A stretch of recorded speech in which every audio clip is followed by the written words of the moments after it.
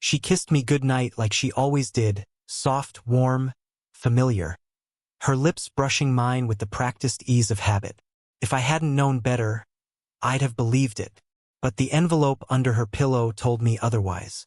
It felt like a small, private rebellion, knowing it was there while she lay beside me, pretending our world was intact.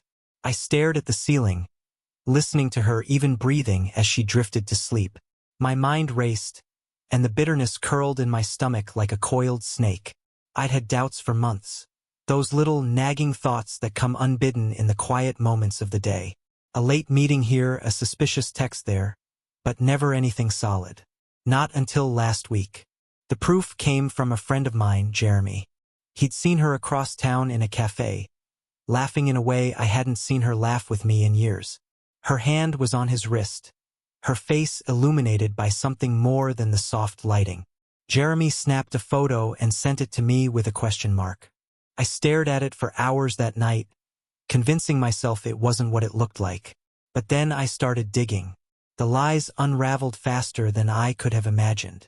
Bank statements showed charges at restaurants I'd never been to, hotel stays in the middle of the week, and a lingerie receipt from a boutique she'd always complained was overpriced. The damning piece was a text exchange I found when she left her phone on the kitchen counter to grab a glass of water. One message from a contact labeled Claire. Asterisk, last night was amazing. Can't wait to see you again. Asterisk. Asterisk CLA. Asterisk. A placeholder, of course. But the tone and timing confirmed everything I needed to know. I didn't confront her immediately. That would have been too easy, too cathartic. No, I wanted her to feel it. The weight of what she'd done. The destruction she'd brought into our lives. I spent the next few days planning, deciding how to lay my trap. I needed her to understand just how much she'd underestimated me, how thoroughly I'd pieced together the puzzle. That's how I ended up slipping the envelope under her pillow tonight. Inside was everything. Printouts of the text messages, receipts, photos of her with him, and a final note written in my hand. Good night, sweetheart. I'm done being your fool. Asterisk asterisk. Morning came slowly. I woke before her and pretended to check my phone while I waited for her to stir. Her hair was a tangle on the pillow, her face peaceful and unburdened. The sight of her made my stomach churn. The audacity of her. The gall of her deceit. When she finally opened her eyes and smiled at me, I forced myself to smile back. Morning, she murmured, stretching lazily. Morning, I replied, my voice even. She reached under her pillow for her phone, and her hand brushed the envelope. Her brow furrowed, and she pulled it out, staring at it like it was a foreign object. What's this? She asked, sitting up. Open it, I said. Her fingers trembled as she peeled the flap open. She unfolded the papers and began to read. I watched her face change, the color draining, her lips parting slightly as her breath quickened. By the time she reached the end, her hands were shaking so badly the papers crinkled audibly. Mark, she whispered, her voice thin. Yes, dear, I said, my tone dripping with venom. She looked at me, her eyes wide and filled with tears. I can explain. I laughed. A sharp, bitter sound that made her flinch. Oh, I'm sure you can. Go ahead. CLA? Or should I call you by your real name? Emily? Or perhaps cheating wife will suffice. It's not what it looks like, she stammered, tears spilling down her cheeks. Not what it looks like? I shot back, standing and looming over her. You've been sneaking around, lying to my face, spending our money on hotel rooms and dinners with another man.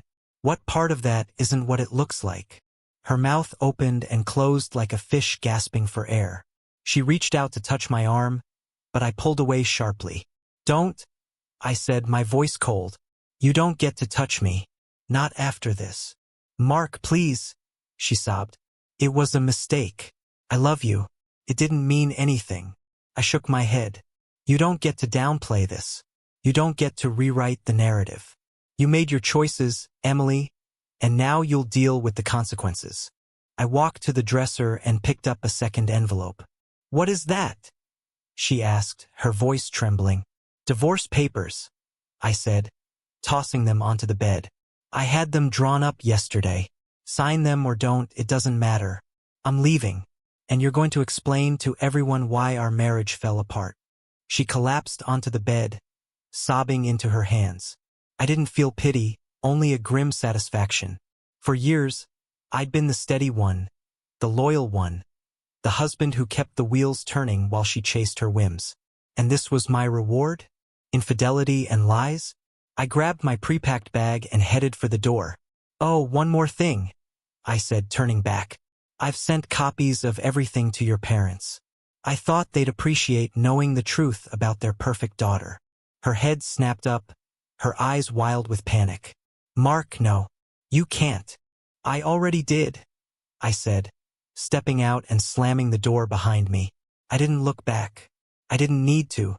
The world she'd so carefully constructed was already crumbling, and she had no one to blame but herself. Over the next few weeks, the fallout was spectacular. Her parents called me, shocked and apologetic, asking if there was anything they could do.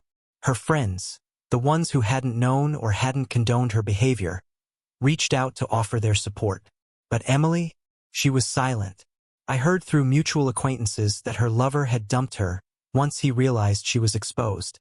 She'd lost her social standing, her reputation, and the respect of everyone who mattered to her. Meanwhile, I moved on. It wasn't easy, but it was liberating. For the first time in years, I felt free. In the end, Emily's betrayal was a turning point. It hurt, yes, but it also reminded me of my worth. I deserved better, and now, finally, I could pursue it without the weight of her deceit dragging me down. As for her, she'd have to live with the consequences of her actions. And that, I thought, was the most satisfying revenge of all.